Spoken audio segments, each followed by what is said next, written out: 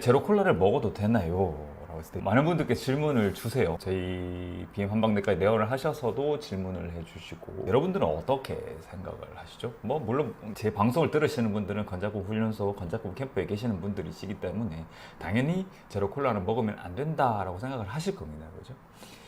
그럼 왜 우리가 제로 콜라를 먹으면 안 되는가에 대해서 뭐 한번 생각을 해봐야 될 것 같은데, 지난 7월 13일 그 WHO, 그리고 그 WHO의 산하에 있는 International Agency of Research on Cancer, 국제 암 연구 기관이라고 볼 수가 있을 것 같습니다. 거기에서는 이 아스파탐이 발암 가능이 있는 물질로, 그러니까 그룹 2B로 새롭게 분류를 했지만, 현행 일일 섭취량, 즉 일일 섭취 허용량 그대로 유지를 하면 된다. 좀 석연치 않은 결과를 발표를 했습니다.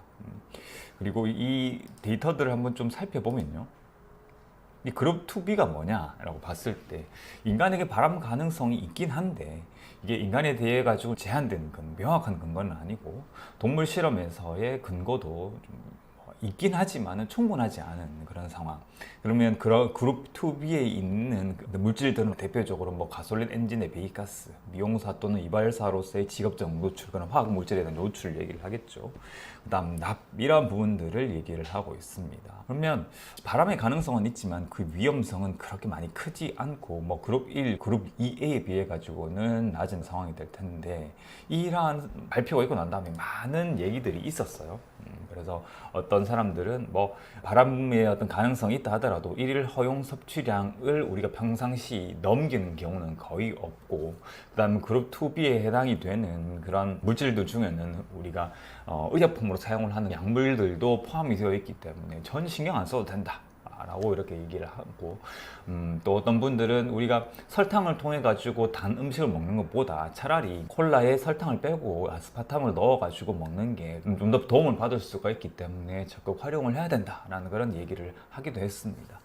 그런데 칼로리가 없다고 과연 우리 몸속에 들어와서 아무런 작용을 하지 않느냐라는 부분이 있어 가지고는 저는 좀 다른 의견이거든요. 이거는 BM 한방내과의 블로그에도 예전에 적어놓은 논문이기도 하고, 또 그 이후에 최근까지 나온 논문들에 대한 이제 그림도 제가 조금 더 새롭게 넣어가지고 비사이드를 한번 만들어 봤는데요. 이 아스파탐이 본격적으로 식품 첨가물로 이렇게 사용이 된 거는 1980년대 이후라고 보시면 될 것 같습니다. 그 이후에 지금까지 이러한 비영양성 감미료에 대한 연구가 쭉 이렇게 많이 있었느냐 보시면은, 지금 이제 파란색 좌측 상단에 보이는 그림이 펍메드라고 하는 의학 논문들을 검색할 수 있는 그 사이트, Non-Nutritive Sweetener라고 우리 쳤을 때 나오는 논문들의 수입니다. 60년대부터 데이터를 쭉 봤을 때 10년도 이후에서야 Non-Nutritive Sweetener에 대한 연구들이 이제 나오기 시작을 하게 되는 겁니다. 그 전까지는 이러한 물질들을 사용을 했지만은 그 연구가 충분하게 이루어지지를 못했고, 또 이런 이상 반응에 대한 근거도 많이 갖지를 못했다는 그런 얘기가 되는 거죠. 어떤 사람에게는 인공 감미료를 사용을 했을 때 설탕을 먹었을 때보다 훨씬 더 대사증후군, 비만, 고혈압, 당뇨 발생 위험을 떨어뜨릴 수도 있겠다라는 그런 결과가 나온 반면에, 또 어떤 군에서는 오히려 인공 감미료를 사용을 하는 게 대사증후군을 더욱더 악화시킬 수 있는 그런 본제된 결과들이 막 나오기 시작을 했다는 겁니다. 그러니까 세계에 있는 각 학자들이 비영양성 감미료가 설탕을 대신을 해서 단맛을 가지게 할 수 있는 그런 용도로서 긍정적인 효과가 있을 거다라고 생각을 했는데, 이 혼재된 결과를 보니까 꼭 그렇지는 않겠다라는 생각들을 하고 연구 결과들을 쭉 만들어내게 되는 겁니다.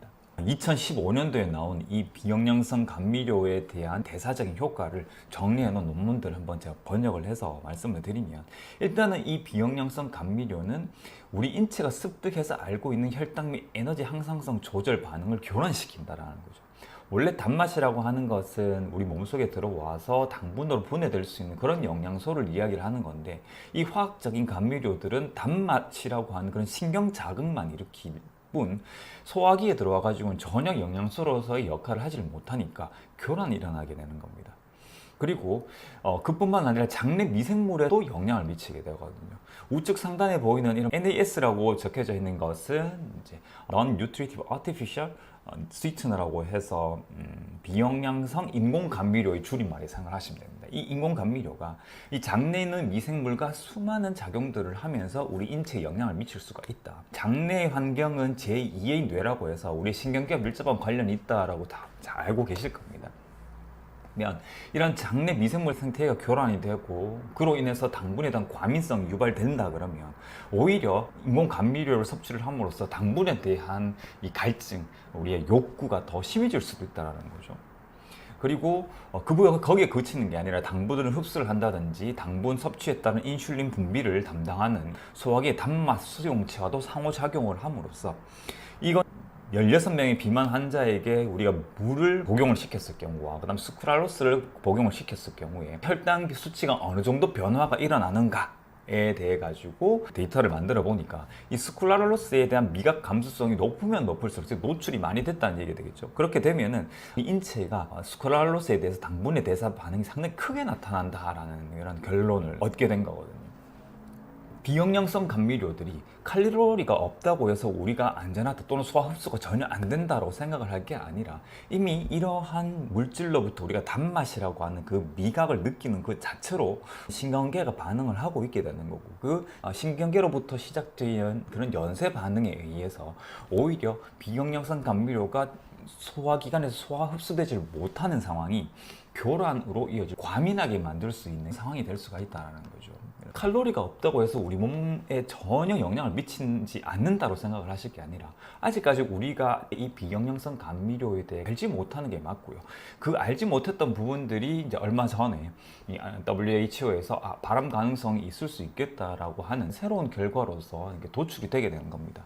이렇게 과학이라고 하는 거는 우리가 미지의 영역에 대해서 알아가는 거지 아스파탐 칼로리가 없어요 라고 해서 거기에서 모든 게 끝나는 건 아닌 거거든요. 지금까지 우리가 알고 있는 게 이 정도다라고 이해를 하셔야 된다는 겁니다. 아직까지 우리는 비영양성 감미료 아스파탐을 비롯해서 이런 그 화학물질에 대해서 정확하게 알지는 못하는데 제로 콜라를 드시는 게 안전하다라고 이야기를 할 수가 있을까요?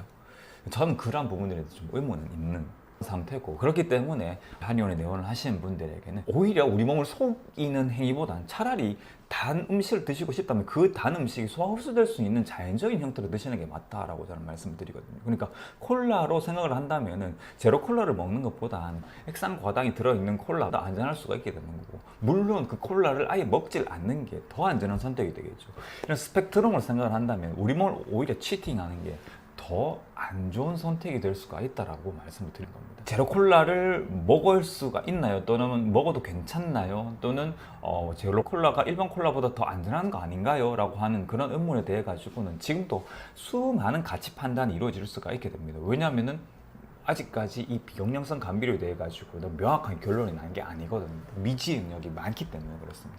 이제 겨우 1980년대에 만들어서 유통되기 시작한 그런 화학 합성 물질이고 불과 40년, 50년도 지나지 않았거든요. 우리 한 세대도 지나지 않은 이런 시점에서 여기에 대해서 섣부르게 결론을 내릴 수는 없습니다. 하지만 명확한 거는 자연적인 물질은 아닙니다.